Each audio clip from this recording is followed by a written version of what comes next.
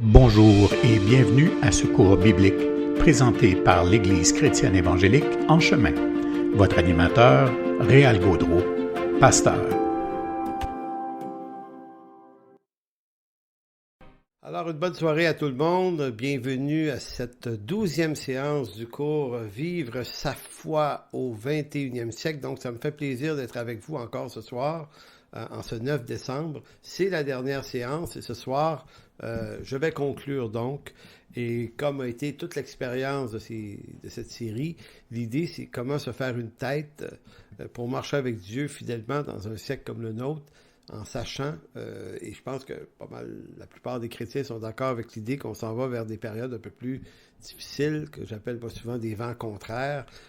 La chose est démarrée depuis quand même quelques décennies, donc on sent bien que le christianisme est non seulement en recul, mais on le fait reculer. Maintenant, est-ce que ça va nous amener jusqu'à une période où on entrerait dans de réelles périodes de persécution, au sens où historiquement et bibliquement on l'entend?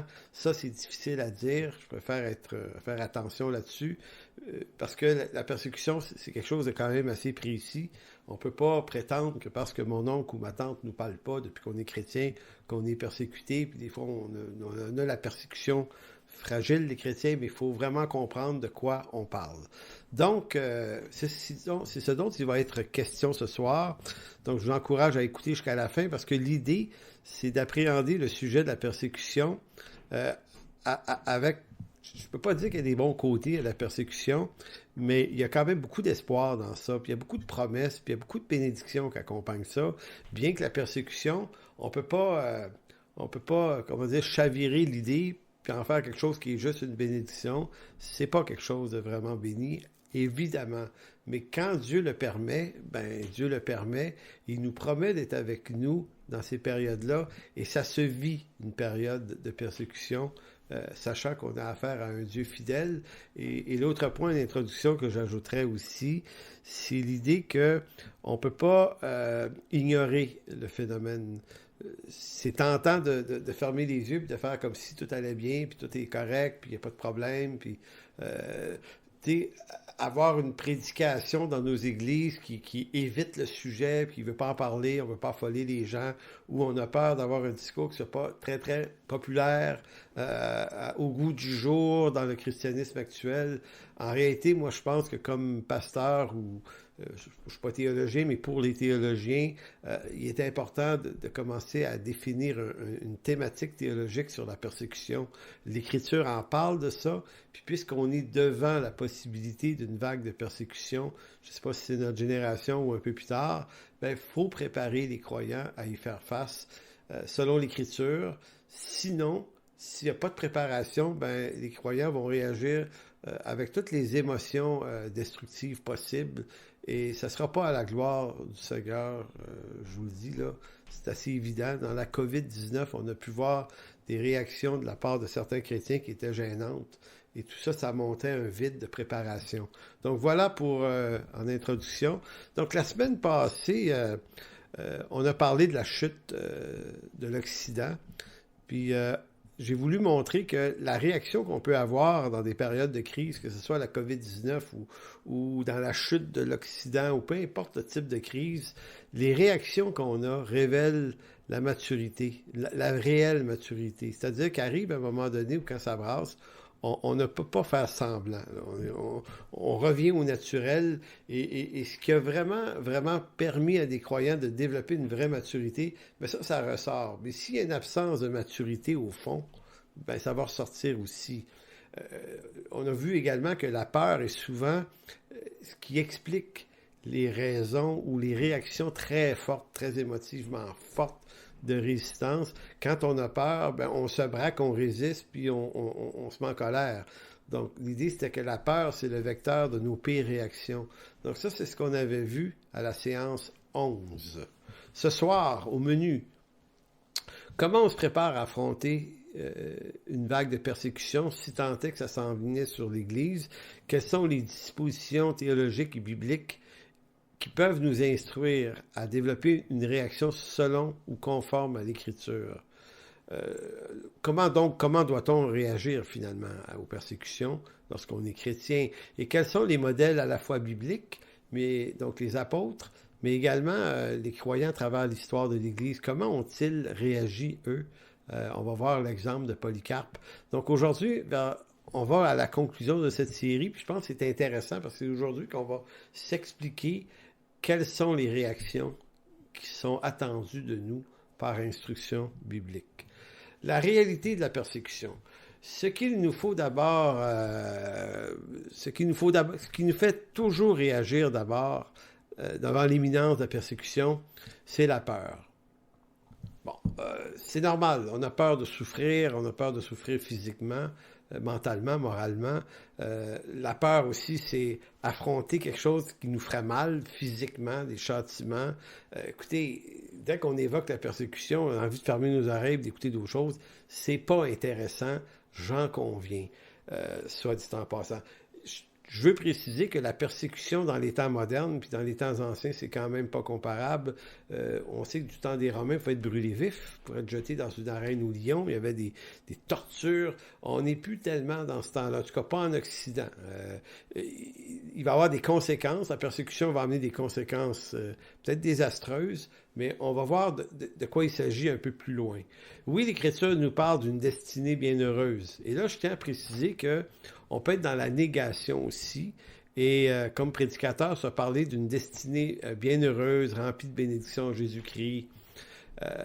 Mais voyez-vous, en ces temps de tension et pas de persécution, mais de temps où on sent venir ça, faut faire attention de ne pas aller dans un sujet qui est à contresens d'une réalité qui s'installe.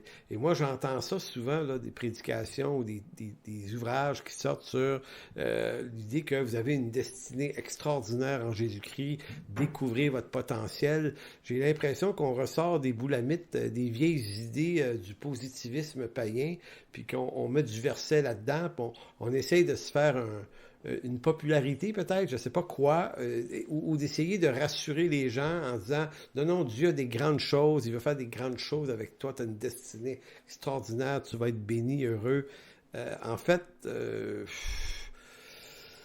pas ça que l'Écriture a dit. Si ça vous intéresse de penser ça puis de le croire, ben ça vous appartient, mais l'Écriture va pas dans ce sens-là. Lorsqu'on applique littéralement les promesses de bénédiction de l'Écriture, on les applique littéralement pour ici-bas sur Terre, ben c'est presque un faux évangile. Je suis pas en train de dire qu'il peut y avoir des bonnes bénédictions puis des bons moments ici comme croyants sur Terre, mais c'est qu'il faut faire attention parce que l'Écriture nous prévient davantage de temps difficiles. Si on n'a pas été persécuté dans notre génération à nous, c'est parce qu'on vit en Occident. Autrement, si on avait vécu dans un autre siècle et ailleurs, ça ne serait peut-être pas si bien passé que ça. Donc, si on retourne vers des périodes de tension, peut-être qu'on retourne vers quelque chose d'un peu plus normal selon l'Écriture. Eh bien, d'annoncer que vous avez une destinée extraordinaire, qu'il ne va rien vous arriver parce que vous êtes chrétien, il y a quelque chose qui sonne un peu faux. C'est comme un faux évangile, un prophétisme. Et moi, j'ai eu des fois à ramasser des chrétiens qui avaient été désabusés par ce discours-là, puis qui disaient, Dieu n'a pas été fidèle envers moi, il n'a pas fait les promesses, on disait que ça ne marche pas pour moi. Et là, je suis obligé de leur dire, non, ce qui n'a pas marché, c'est ce qu'on te dit. C'est des faux enseignements. L'Écriture, elle t'a pas promis ce que certaines personnes t'ont dit qui promettaient. Donc, il faut que l'Écriture reste l'autorité et non pas un tel. Donc, prenez garde aux faux prophètes, j'appelle ça de même, qui vous présentent une destinée de réussite, de succès, comme si Dieu épargnait toujours ses enfants des troubles. Vous savez, vous connaissez Jérémie 29. Jérémie 29 est un texte régulièrement utilisé par ces hommes, ces enseignants, souvent de la Prosperity Gospel. Ça dit ceci, Jérémie 29. « Car je connais les projets que j'ai formés sur vous, dit l'Éternel, projets de paix et non de malheur, afin de vous donner un avenir et de l'espérance. Vous m'invoquerez et vous partirez, vous me prierez et je vous exaucerai. » Donc, on peut prendre le verset 11, je connais les projets que j'ai formés pour toi, projets de paix, non de malheur, pour vous donner un avenir. Et j'entends ça des fois, je lis ça dans des ouvrages chrétiens.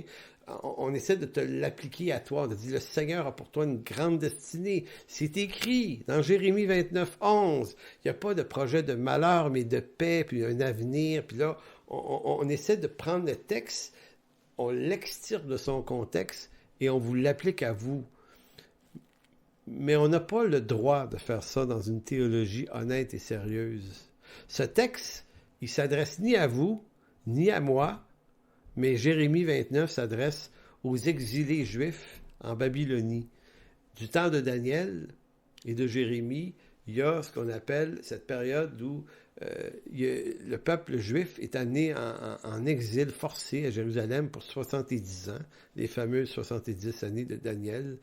Et c'est un jugement de Dieu contre le peuple pour ses infidélités.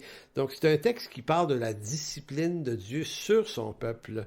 Et lorsqu'il est question des projets de paix et de malheur, et non de malheur pour un avenir, c'est à eux qu'il s'adresse si on veut, il évoque leur retour éventuel à Jérusalem. On connaît l'histoire de Néhémie qui nous raconte l'accomplissement de cette prophétie-là. Donc, cette prophétie-là s'adresse à Israël et c'est accompli du temps de Néhémie. Maintenant, il y en a qui vont dire, oui, on peut se l'appliquer à soi-même. Non. Elle est coulée dans un fait historique qui a déjà eu lieu. Donc, c'est pas toujours vrai. D'autres fois, c'est pas ça qui est arrivé à des gens. Donc, si vous appliquez la promesse à vous, puis vous l'enseignez comme ça à d'autres, ben vous vous trompez, puis vous trompez les autres. D'ailleurs, si vous pouvez vous procurer le livre Hors contexte, ici, très très bon livre, écrit par une collection d'auteurs, ils sont à peu près une vingtaine. Et à la page 37, Guillaume Bourrin, que vous connaissez au Québec très bien, lui fait justement une explication théologique de ce texte. Donc, vous pourrez voir ça et acheter ce livre-là parce que c'est un bon exercice d'apprentissage pour apprendre à honorer les contextes des textes de l'Écriture.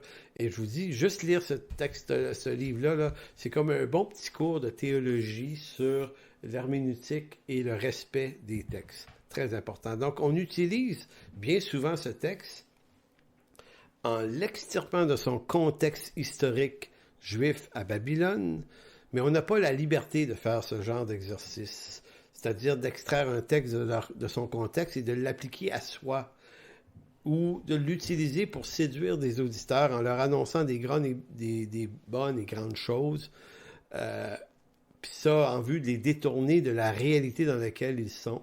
Donc, c'est un moyen d'avoir du succès peut-être, là, mais non, on ne doit pas faire ça. On est appelé à enseigner l'Écriture comme elle est.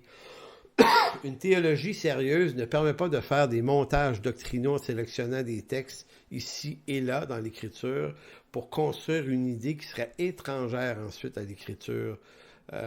Il n'y a pas d'idée à reconstruire. On doit enseigner l'Écriture. Vous savez, on ne peut pas faire dire à la Bible des choses telles que nous les envisageons ou telles que nous les souhaitons.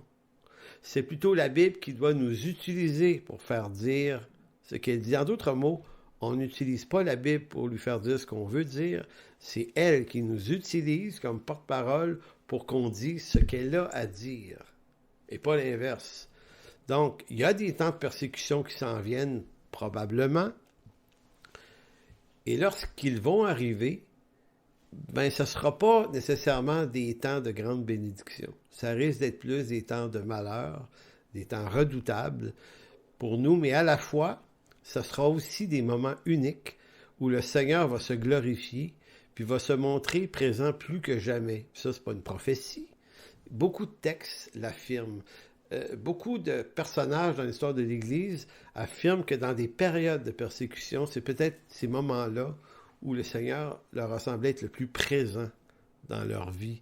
Donc, malgré la persécution, puis s'il y a un encouragement qu'on peut se donner ce soir, c'est de se rappeler que Dieu peut mettre à profit son fruit dans nos vies, dans ces moments-là, puis ça peut être un objet de grande bénédiction, puis beaucoup de ceux qui ont été persécutés ont des grandes choses, des grandes bénédictions à nous raconter quand c'est arrivé, donc ça serait vrai pour nous aussi. L'autre chose importante, c'est que dans les grandes vagues de persécution, c'est jamais tous les chrétiens qui sont persécutés. C'est pas possible de persécuter des millions de personnes en même temps dans un pays. Persécuter au sens violent du terme, j'entends. Dans le monde romain, c'était les responsables, surtout les évêques, les pasteurs, c'est les plus connus. C'est eux qu'on persécutait. On peut pas persécuter des millions de personnes puis enfermer des millions de personnes dans des prisons, ça sert absolument à rien. Les gouvernements font jamais ça, même les plus oppressants, ils vont plutôt agir sur les leaders. Donc si vous n'êtes pas les leaders, ça vous rassure peut-être, moi ça me rassure pas, mais néanmoins, on va affronter ça comme ça vient. Donc la persécution, c'est une épreuve redoutable, difficile. Pourquoi? Parce que ceux à qui ça arrive ont à tout perdre. Évidemment, c'est à géométrie variable, c'est à intensité variable, c'est pas toujours pareil d'une place à l'autre, mais généralement, au-delà du fait qu'on peut aller en prison puis qu'on pourrait être maltraité, bien qu'en Occident, je l'ai dit tout à l'heure, mais les droits de l'homme font en sorte aujourd'hui que les détenus ont des droits, bon, ben tant mieux, mais néanmoins, ça n'empêche pas que on peut te faire une sale réputation en dehors. Ça, c'est arrivé beaucoup. On te prête des intentions malveillantes sur le plan moral, on te prête de l'immoralité, on te fait une mauvaise réputation, calomnie, on invente des mensonges à ton sujet. C'est ça, la persécution, beaucoup, là. On peut te confisquer même tes biens. On peut te mettre dans une posture où ça devient tellement honteux ce qu'on dit à ton sujet que même tes amis, ta famille, vont prendre des distances. Pas nécessairement qu'ils croient tout ce qu'ils entendent, mais ça devient honteux de te fréquenter. Voyez-vous, je mets un bémol ici. Si on est un pasteur ou des ouvriers chrétiens et qu'on a commis des fraudes et des choses illégales, c'est arrivé ici au Québec dans les dernières années, j'ai entendu des pasteurs crier à la persécution, mais en réalité, ils ne l'étaient pas persécutés.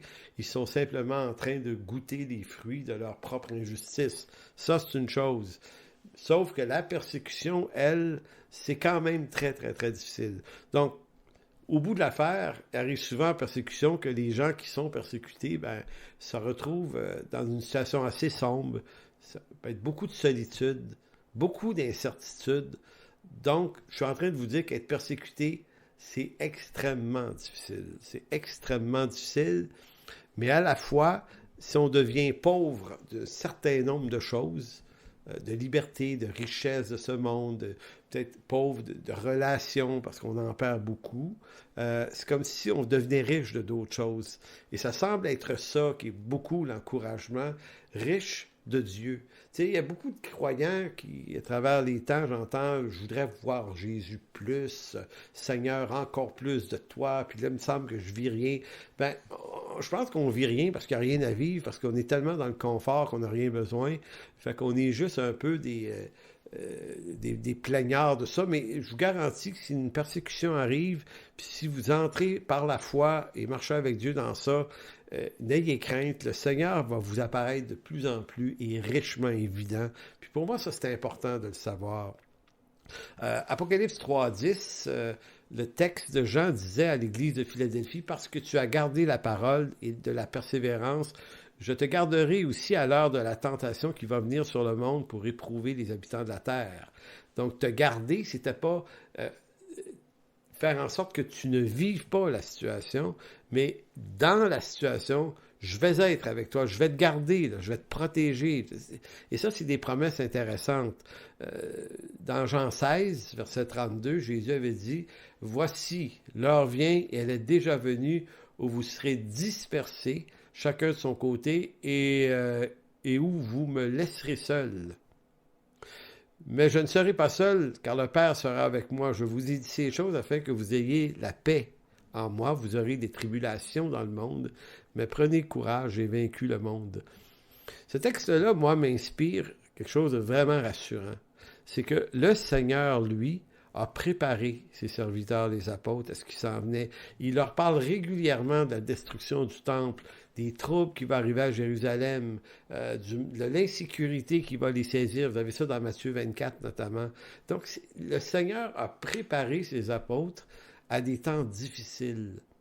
Maintenant, c'est pour ça que je pense qu'on doit s'en inspirer aussi. Donc, ici, il le fait. Il dit, vous allez être dispersés. Là, il parle de sa crucifixion. Là, il y a un contexte précis. Vous allez être laissés seuls. Vous allez me laisser seul. Les gars, c'est pas grave. le Père est avec moi. Mais pourquoi je vous dis ces choses au verset 33? Ben, c'est afin que vous ayez de la paix. C'est intéressant, Jésus dit, même si vous allez m'abandonner, je veux pas que ma paix vous quitte pour autant. En d'autres mots, je vous en tiens pas rigueur. Vous allez avoir des tribulations, mais votre courage, là, vous allez le prendre dans le fait que vous savez que j'ai déjà vaincu ce monde. J'ai vaincu le monde. Jean 16, 32, 33, c'est vraiment, vraiment très important. La persécution, c'est également une période d'émondage. C'est pas une prophétie que je prononce ici, c'est juste une lecture du temps. J'ai l'impression qu'au cours des prochaines années, si tant est qu'on va vers des périodes plus difficiles, l'Église va s'émonder. Puis là, je suis pas en train de dire les vrais vont rester, puis les pas fins vont partir. Je ne veux pas rentrer dans ce discours-là. Je trouve que ça sonne tellement bizarre. C'est à Dieu que ça appartient d'émonder son Église, mais j'ai l'impression que c'est ça qui se passe aussi. La COVID-19 a permis ça. Depuis quelques années, le christianisme est un peu en perte de vitesse en Occident. On peut paniquer en regardant ça. Mais en même temps, c'est peut-être aussi une façon que le Seigneur a de nous préparer, c'est-à-dire de faire en sorte que le peuple soit réduit, le peuple de Dieu soit réduit plus proche de son vrai nombre, à sa vraie taille. Peut-être, je ne suis pas en train de dire c'est sûr. Donc, le christianisme, en perdant des droits puis de la place, va cesser de vivre une aventure qu'il voudrait rayonnante, avec plein de projets puis plein de trucs, puis va rassembler un peu plus tous ceux qui, dans une certaine crainte, vont être ceux à qui Dieu va donner grâce. Tu sais, la grâce suffisante pour traverser ce genre de période, de subir des outrages en son nom. Donc, il pourrait se produire ça. Puis, dites pas en m'écoutant que, tu sais, comme certains vont dire, ouais, mais moi, je ne serai pas du nombre des traîtres. Je suis un vaillant fidèle qui tiendra debout pour lui. Dites pas ça. L'apôtre Pierre le dit, puis à regret, il n'a pas tenu sa parole, parce que devant la persécution, nous ignorons quelle va être notre réaction. Donc, restons humbles. Et de grâce, non plus... il ne faut pas partir là, sur des discours en disant l'Église n'est pas prête, puis les chrétiens ne sont pas assez comme si...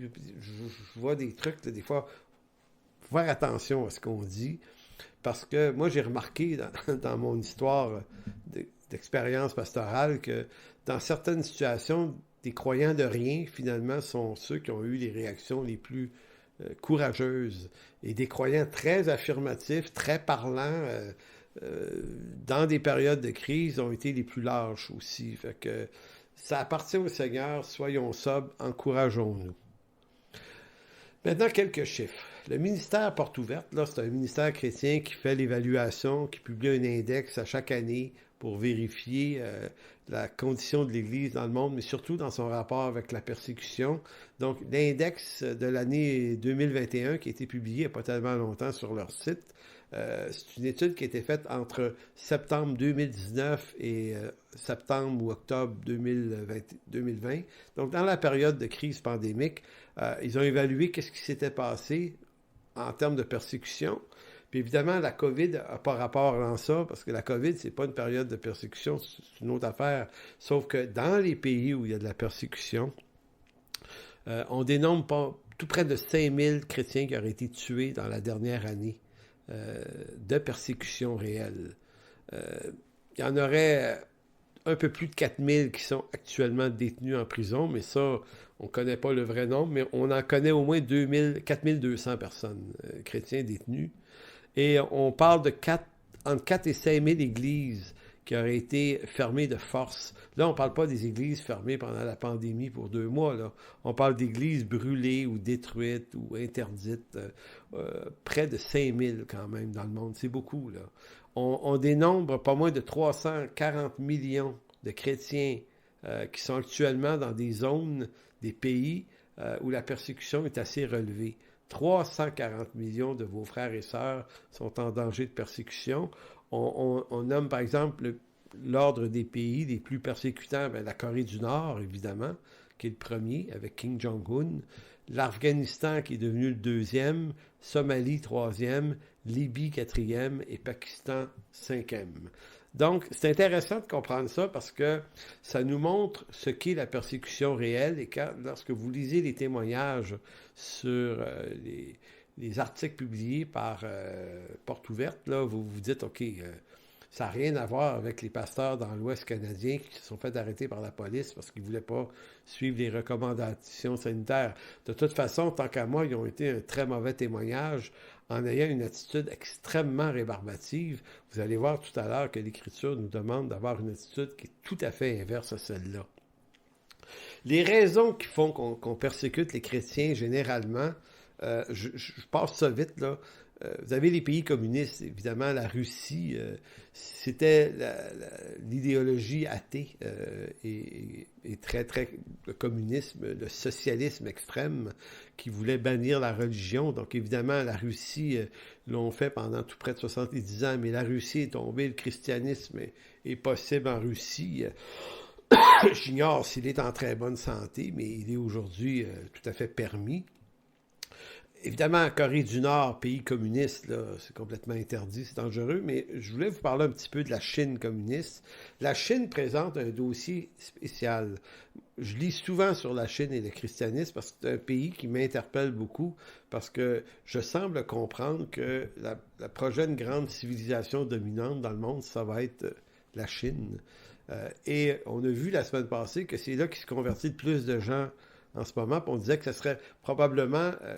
le prochain christianisme, la force du grand christianisme évangélique va être en Chine aussi, dans les années qui viennent.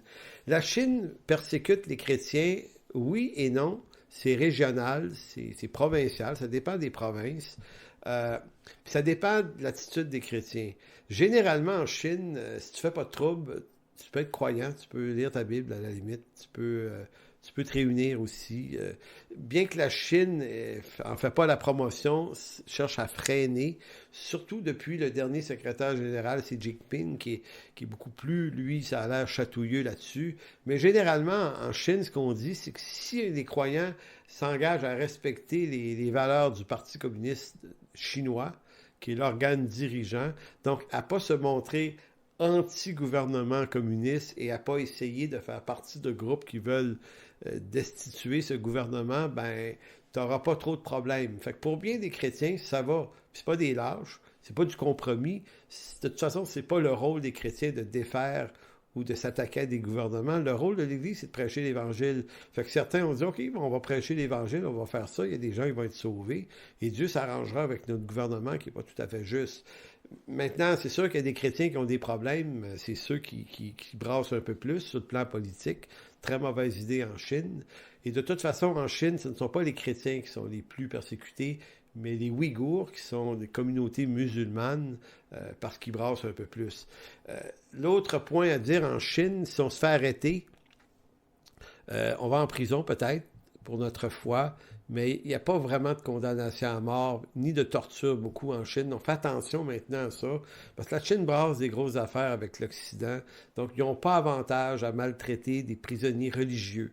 Donc, la Chine, c'est un pays qui est persécutant, puis semi-tolérant. C'est pas si pire, et on ne sait pas où est-ce que ça va aller dans les années prochaines. Un prochain secrétaire général du parti pourrait être un petit peu plus large, on verra, mais le communiste a été souvent très persécutant. Il y a l'islam également dans d'autres pays, des pays islamiques, l'Arabie saoudite, là où tu sais que tu peux pas, il n'y a pas de chrétiens, là, tu peux pas. C'est juste que l'islam, c'est complètement intolérant aux autres croyances religieuses dans certains pays musulmans, certains un petit peu plus tolérants, mais ça, c'est souvent des lieux de persécution. Et dans l'histoire, le troisième point ici, c'est que la persécution, dans l'Antiquité notamment, chez les Romains, c'était le culte de la personne. Donc, chez les empereurs, notamment à partir de l'empereur Auguste, là, il y avait cette idée que l'empereur incarne une forme de divinité, non pas l'individu, mais sa charge. La fonction de César est une fonction divine, donc on voulait que les sujets de l'Empire prête serment à César. Et c'était pas toujours comme ça, c'était pas tous les ans. Il y a des décennies complètes durant lesquelles les Césars en place n'exigeaient pas ça. Et quelquefois, certains, par insécurité, voulant raffermir l'unité, exigeaient qu'on rende tous cet éloge à César en prétendant ou en affirmant publiquement que César est le Kurios de l'Empire et le Kurios de l'humanité. Le Seigneur, Kurios, c'est Seigneur. Mais c'est là que les chrétiens n'allaient pas. Avec raison d'ailleurs. C'est-à-dire que pour eux, il y a un seul Seigneur, c'est Jésus. Ils n'avaient pas de difficulté à honorer la fonction de César en tant que dirigeant politique, là. L'Écriture a toujours encouragé les chrétiens à prier pour les autorités, à les honorer. Puis Daniel en était un exemple dans son livre. Il a honoré des dirigeants comme Nabuchodonosor et Cyrus et Darius. Mais lorsque ces hommes-là commencent à exiger d'eux un culte de leur personne, en se bâtissant des statues, en forçant une certaine adhérence presque religieuse à eux, ça, les chrétiens ne sont pas allés là. Et ça a été beaucoup, beaucoup, beaucoup ça, l'objet des persécutions. À cet égard, je vais vous conter rapidement l'histoire d'un dénommé Polycarpe. Maintenant, allons dans Jean chapitre 15. Tournez dans Jean 15, verset 16. Qu'est-ce que Jésus avait à dire à ses apôtres et à ses disciples au sujet de la persécution? Ce texte-là est pour moi un des textes majeurs sur la persécution dans le Nouveau Testament, parce qu'il montre encore une fois que Jésus a préparé ses apôtres. Et je suis en train de dire que c'est un peu une faiblesse dans notre époque de ne pas le faire. C'est-à-dire que comme pasteur, on est porté à parler de toutes sortes d'autres sujets, à parler de projets, puis d'implantation, puis ça va être béni, puis on va avoir du fun, puis tu sais, bon, peut-être qu'on va avoir du fun, non, mais il faut préparer l'Église à ce qui s'en vient. Et Jésus, lui, a fait en sorte qu'à travers toutes sortes de textes, celui-là, Matthieu 24, dans Jean 2, à plein d'endroits, il leur annonce la destruction du temple, il leur annonce des temps difficiles, des temps de persécution. Et sur Jean 15, versets 16 à 21, avant de le lire, je vais vous faire 4 énoncés importants. Je veux vous faire remarquer de quelle façon Jésus communique et quelle est la posture qu'il se donne en parlant de persécution. Premier point dans Jean 15, 16 à 21, c'est que Jésus parle de fruits et parle de l'amour. Il parle de persécution, mais en même temps, il parle du fruit et il parle de l'amour. L'amour étant l'un du fruit de l'esprit, ou appelons-le un des fruits de l'esprit, pas important comment on le dit là. Donc, avant de parler de persécution, c'est pas de colère dont il parle, c'est pas de résistance, c'est pas de stratégie pour l'éviter, c'est l'importance de s'aimer les uns les autres, et c'est dans le contexte de ce texte sur la persécution. Donc ça, c'est le premier point à retenir de Jean 15, versets 16 à 21.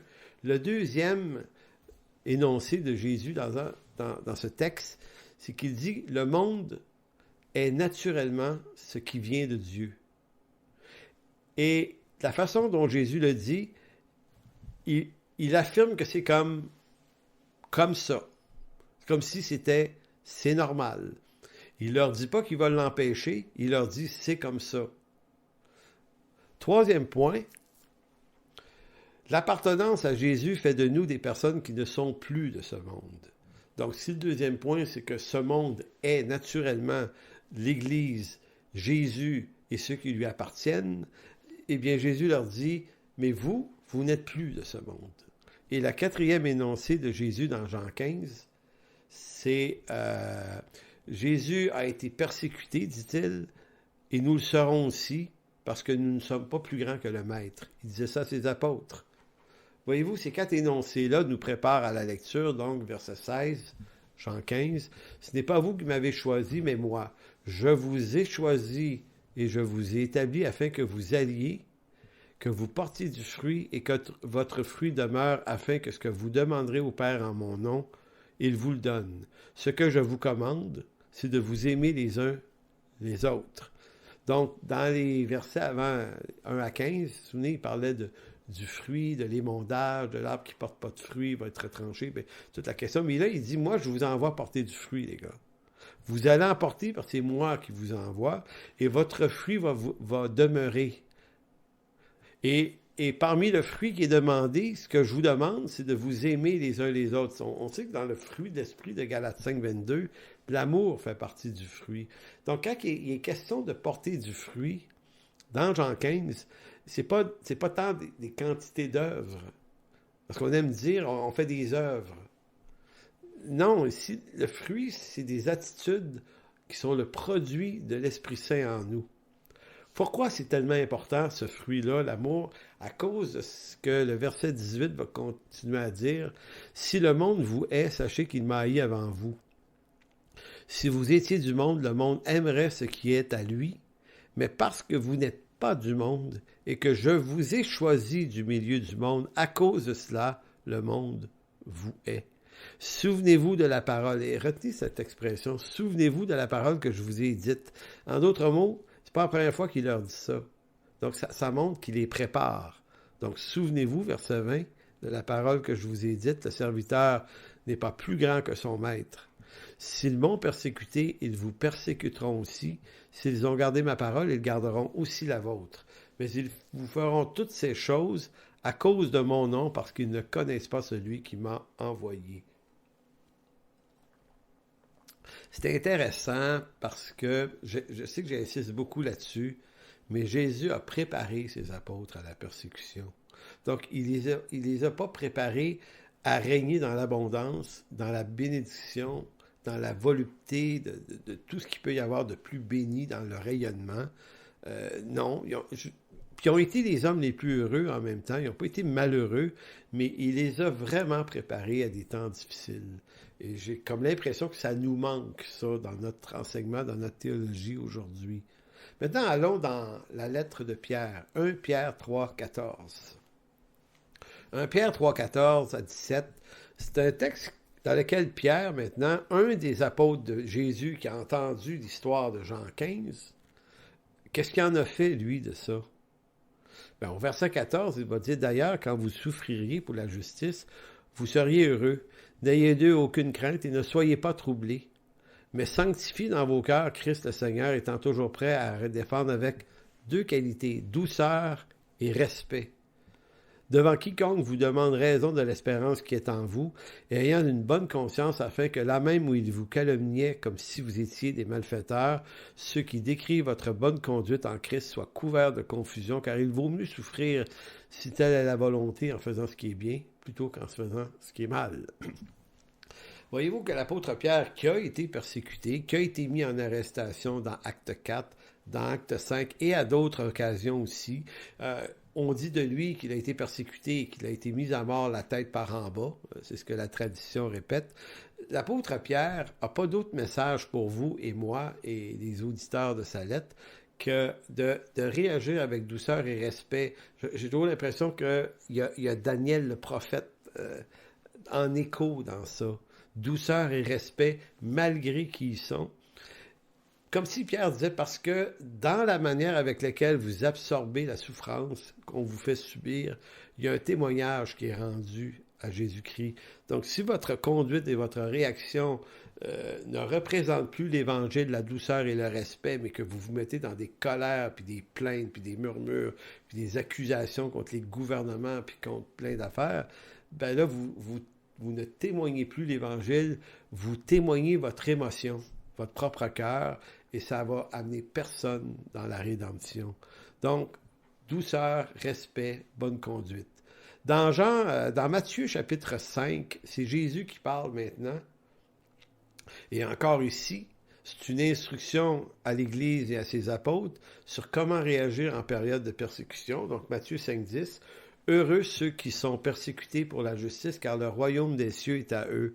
Heureux serez-vous lorsqu'on vous outragera, qu'on vous persécutera et qu'on dira faussement de vous toutes sortes de mal à cause de moi. Réjouissez-vous et soyez dans l'allégresse parce que votre récompense sera grande dans les cieux. » Et c'est ainsi qu'on a persécuté les prophètes qui ont été avant vous. Vous vous souvenez, tout à l'heure, j'ai donné une liste de choses qui peuvent être faites en persécution.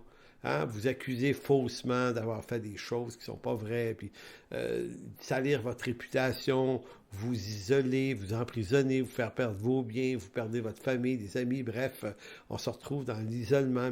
Mais oui, mais Jésus, lui, il dit, oui, mais heureux ceux qui sont persécutés. Heureux dans le sens que Jésus est en train de dire à ses serviteurs, il y a quelque chose qui peut être extrêmement béni dans ça. Il y a quelque chose qui peut être béni dans ça. Je peux vous mettre de la vie, je peux vous mettre de la joie dans ce texte. C'est pour ça que ce texte, moi, est redoutable, en ce qu'il nous parle de prendre plaisir, de vivre une certaine joie.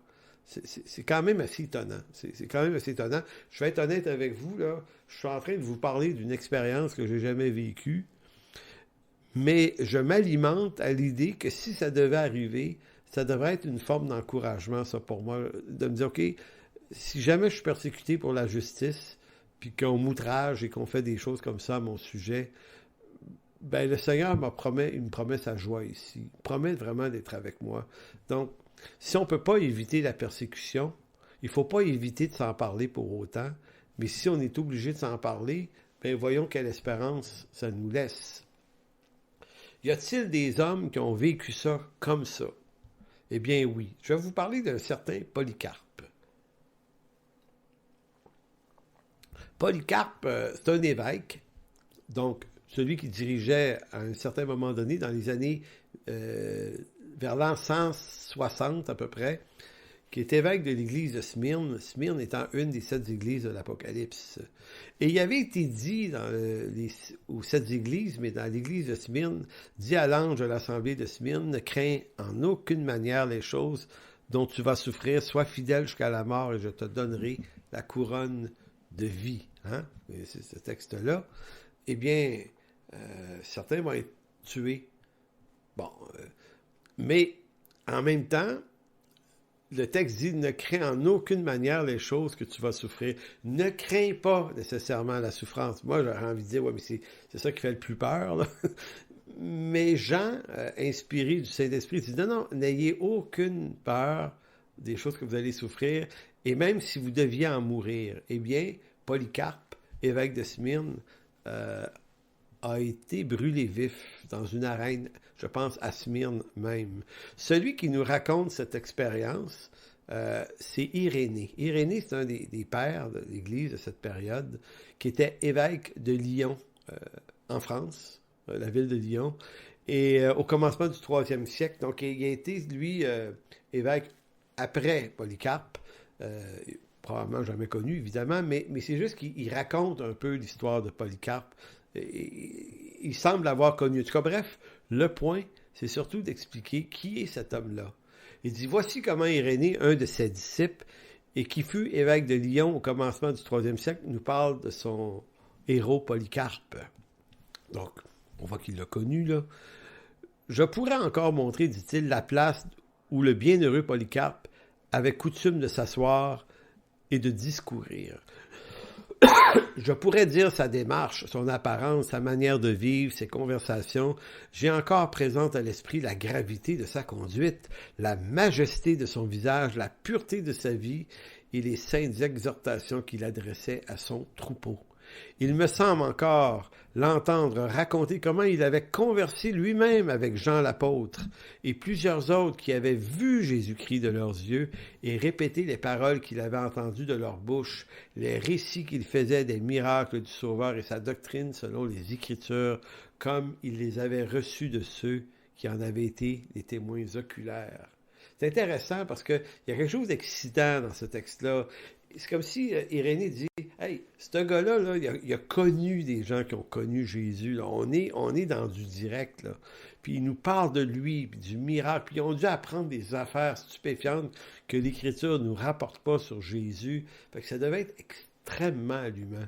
Cet homme-là, en l'an 167, est âgé de 95 ans. Donc vous comprenez pourquoi il a connu Jean, parce que avant que Jean meure, Polycarpe était déjà né, puis il était très jeune, on le sait. Et donc, lui a été ciblé par les autorités romaines qui ont voulu l'arrêter et le juger. Mais lui, sur le coup, Polycarpe, comment vous dire, il avait peur. Il avait peur, comme j'aurais peur de savoir qu'on me recherche. Et surtout quand tu sais de quelle façon ça finit dans une arène romaine, là, tu finis soit bouffé par des lions ou soit brûlé vif, c'est pas rassurant. Mais éventuellement, il y a un esclave parmi les chrétiens qui fut arrêté et qui a parlé. Sous la torture, il a dit aux Romains où était caché Polycarpe dans un petit village pas très loin. Et on dit que le vieillard, l'ayant appris, refusa maintenant de pourvoir autrement sa sécurité. Il attendit avec calme la venue des soldats, tout simplement en disant que la volonté de Dieu soit faite. Les soldats étant arrivés, il les traita bien, il recommanda qu'on leur donnât à boire et à manger. Quand même pas pire comme attitude. Il leur demanda à eux, ces soldats, qu'on lui laisse 1 heure de recueillement pour prier, requête qui lui fut accordée. Fait que, je vous lis pas l'histoire au complet, mais même la garde romaine ont été impressionnés par la douceur de cet homme qu'ils venaient arrêter. Parce que normalement, quand on va arrêter quelqu'un, un soldat romain, ça peut avoir de la bagarre, ça peut brasser pas mal. Ou des injures, mais lui, il leur offre à manger. C'est ça que l'Écriture demande aussi, d'avoir. De mettre des chardons ardents sur la tête de ceux qui veulent s'en prendre à toi, mais voyez-vous, lui, non, il a usé de la douceur et du respect que Pierre demandait. Arrivé dans l'arène, parce qu'ils l'ont amené, le vieillard promena lentement ses regards sur la foule furieuse qui remplissait l'amphithéâtre, puis agitant sa main, il regarda vers le ciel et s'écria « Loin de nous les athées ». « Jure, dit le proconsul, pensant qu'il fléchissait, il dit à Polycarpe, « Mais Polycarpe, maudit le Christ, et je te relâche. » Et lui de répondre, « Voici, 86 ans que je le sers, répliqua le courageux évêque, tandis qu'un sourire illuminait ses traits, il ne m'a jamais fait aucun mal. Comment le blasphémerais-je? Loin, lui, mon roi et mon sauveur. » Et donc, la foule et le proconsul ayant entendu ça, ont voulu qu'il soit livré aux lions. C'est ce qu'on a demandé. Mais finalement, on ne pouvait pas, cette journée-là, avoir des lions disponibles. Fait que on a décidé de le livrer aux flammes. On a dit, mais qu'il soit brûlé. Avant que le feu fût allumé, le martyr pria en disant, « Seigneur, Dieu Tout-Puissant, Père de ton bien-aimé Fils Jésus-Christ, par lequel nous avons la connaissance de toi-même, puis on le précipita dans les flammes, et il est mort. » Il y a toutes sortes de rumeurs qui disent que les flammes ne le touchaient pas, le contournaient. Bon, des fois, il y a un peu de fantaisie qui s'ajoute à ça, mais peu importe. Le point ici, c'est que il y a son exemple à lui, mais il y en a des dizaines d'autres que j'aurais pu vous lire, mais je me disais, Polycarpe, là, il résume à lui seul toute l'attitude riche et féconde d'un chrétien devant la persécution. Et c'est pour ça que j'explique ici, existe-t-il une théologie de la persécution dans l'Église aujourd'hui? Il faudrait bien que nos experts, nos théologiens se penchent là-dessus, sur l'étude des textes de l'Écriture qui traitent de la persécution, parce que je pense que c'est leur devoir, les hauts pasteurs aussi, d'instruire l'Église sur cette thématique qui sera peut-être de plus en plus actuelle dans les prochaines années. Parce que si on ne le fait pas ou s'ils ne le font pas, les chrétiens vont réagir selon leur propre dérive émotionnelle. Et moi, j'ai observé ça cette année, on n'était même pas en période de persécution. J'ai très, très bien pu remarquer, en discutant avec des frères qui sont pasteurs ici et là, à quel point l'Église est vraiment pas prête à faire face à des moments difficiles. La moindre chose, c'est des tumultes et des cris à l'injustice puis à la perte de nos droits. Et là, je me dis, OK, qu'est-ce que c'est que ça? Je trouve tellement que ça ne rend pas hommage à l'Écriture, ça montre tellement pas la dignité et la noblesse d'un croyant. En fait, ça montre toute la force de l'immaturité. Donc, j'espère qu'on va être nombreux à s'intéresser au sujet au cours des prochaines années. Et les théologiens, notamment, qui sont les plus habiles pour être capables d'aller étudier les textes là-dessus et de nous produire des ouvrages. Vous savez, il y a deux réactions assez extrêmes face aux persécutions, en tout cas à ce qui semble se produire en ce moment. J'ai parfois l'impression qu'il y a bien des chrétiens de notre temps qui agissent et parlent comme s'il ne se passait rien. Évite le sujet. Ils sont dans le rayonnement, dans la perspective, dans la destinée. On part des projets, on implante, on fait plein d'affaires, tout ira bien. En d'autres mots, on évite le sujet. Ça, c'est une posture d'un côté qui faire comme si de rien n'était, ça ne donne pas grand-chose, envie de faire ça. Et d'autres, incapables de calmer leur frayeur, montent au créneau et se donnent des discours de résistance qu'ils justifient au nom de l'extrême anormalité politique du moment présent et qui cherchent à entraîner dans leur sillage le plus grand nombre de chrétiens dans leur propre débordement, des fois même de rébellion. Ici, on cherche des coupables. Puis là, on monte dans la conspiration, le nouvel ordre mondial, les francs-maçons, le Grand Reset, Bill Gates, la Chine, un tel.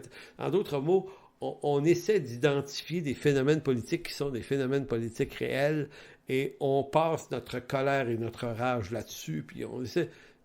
moi, je posais la question à certains, dire, mais ça donne quoi de faire ça? Ouais, mais il faut le savoir, mais ça donne quoi de s'enrager contre ça? Est-ce que Paul, est-ce que Pierre, est-ce que les autres, est-ce que Polycarpe, est-ce que tous ces grands héros-là, est-ce qu'ils ont fait ça? Non. Est-ce qu'ils nous enseignent à faire ça? Non, ils nous enseignent de rester sobre, doux, respectueux.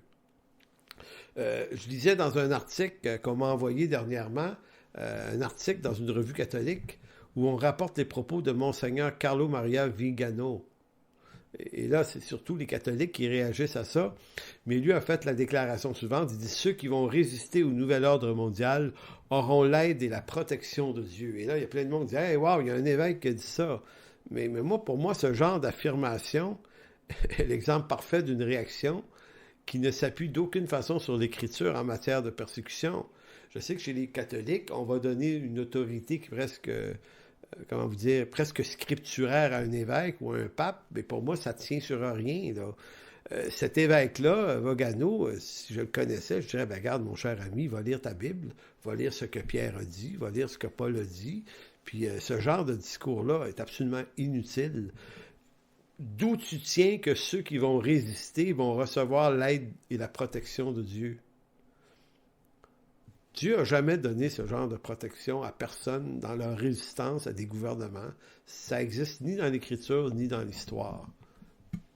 Pour en faire ce qu'on en veut. En conclusion de quoi? On ne peut pas rendre le sujet de la persécution plus agréable qu'il ne l'est, car il ne l'est pas nécessairement, c'est-à-dire agréable. L'idée d'être persécuté m'effraie énormément, mais à la fois... je ne trouve pas dans le fait d'en ignorer la possibilité un réconfort intéressant. Autrement dit, même si ça m'effraie que des persécutions s'en viennent, ignorer le fait, c'est pas réconfortant. Si l'Église devait passer par une période de persécution, je crois que celui qui la dirige, ou ceux qui la dirigent, n'ont pas à chercher des moyens de résister contre le fait de la persécution, mais devraient plutôt préparer leur Église à y faire face dignement à la hauteur de ceux qui nous ont précédés dans la foi. Donc, c'est pas réconfortant de savoir qu'on va être persécuté, mais c'est utile de s'en instruire parce que le réconfort vient non pas de l'ignorance du fait, mais de l'instruction sur le fait, de comprendre toutes les promesses que Dieu nous fait à cet égard, les bénédictions, le fait qu'il va nous rendre heureux dans ça néanmoins. Et je terminerai sur un texte de l'apôtre Paul en 2 Corinthiens 12, parce que dans sa seconde lettre, l'apôtre pousse l'audace, lui en affirmant que la persécution, l'outrage, est une occasion de voir davantage la grâce de Dieu se manifestant en nous. Il dit dans 2 Corinthiens 12, 9, « Il m'a été dit, ma grâce te suffit, car ma puissance s'accomplit dans la faiblesse. » Et là, écoutez, je me glorifierai donc bien plus volontiers de mes faiblesses, afin que la puissance de Christ repose sur moi. C'est pourquoi je me plais dans les faiblesses, dans les outrages, les calamités, dans les persécutions, dans les détresses pour Christ. Car quand je suis faible, c'est alors que je suis fort. Alors voilà en quelque sorte la finalité de cette 12e séance, en espérant que ça allait pu vous aider et que ça allait pu vous être d'un certain secours. Si je peux simplement conclure en vous encourageant à relire des textes, ceux que j'ai donnés, mais à relire les textes du Nouveau Testament, à relire l'Écriture, relire des psaumes, relire des proverbes. Il faut que l'Écriture vienne habiter nos cœurs et nos esprits, car il y a juste ça qui va nous donner la sagesse de Dieu dans la situation. Autrement, on est livré à nous-mêmes ou on est livré aux émotions de toutes sortes de gens, chrétiens peut-être, mais qui nous amènent dans toutes sortes d'égarements, qui font plaisir à notre chair peut-être, mais qui glorifient absolument pas le Seigneur Jésus. Alors, merci Seigneur pour ce temps. Merci pour cette classe aujourd'hui, ce cours, cette séance, pour cette série. Puisses-tu, Seigneur, bénir, encourager, instruire ceux qui s'y exposent. Et merci pour la grâce et la liberté qu'on a de pouvoir partager ces choses comme ça en public en ce moment. C'est vraiment une richesse qu'on a, Seigneur. Et puisqu'on possède encore ce moyen, cette richesse, c'est béni de pouvoir l'utiliser, Seigneur, pour ton instruction. Merci dans ton précieux nom, Jésus. Amen. Donc, je vous salue. On va se revoir, ceux qui veulent, peut-être en début février. Il y aura une autre série qui va commencer à ce moment-là. Je n'annonce pas le titre tout de suite, c'est encore en cogitation. Mais début février, un autre cours du jeudi devrait commencer. Je vous salue et on se revoit là-bas. Bye-bye. Pour toute information, n'hésitez pas à communiquer avec nous à info@église-en-chemin.com.